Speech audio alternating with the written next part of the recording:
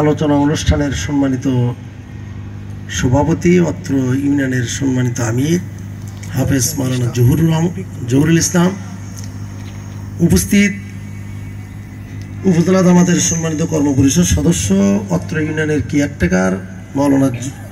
আদায় করছি যে আল্লাহ তাআলার অশেষ মেহেরবানিতে দয়া করে, করুণা করে, রহম করে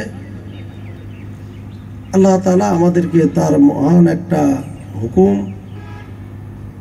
পালনের মধ্য দিয়া আর একটা হুকুম, যে হুকুম বিশ্ব নেতা, যিনি দলমত ধর্ম বর্ণ নির্বিশেষে সব শ্রেণী মানুষের অধিকার প্রতিষ্ঠিত করতে সক্ষম হয়েছিলেন, যিনি একটা অসভ্য জাতিকে পৃথিবীর মধ্যে সবচেয়ে উন্নত জাতিতে রূপান্তরিত করেছিলেন, সেই নবীর প্রতি আমরা সবাই একবার পড়ে নেই সাল্লাল্লাহু আলাইহি ওয়াসাল্লাম। সম্মানিত উপস্থিতি, আপনারা কষ্ট যদি না পান তাহলে সবাই যদি একটু আগে আসতেন, আমার মনে পরিবেশটা ভালো হতো। ফাঁকা জায়গা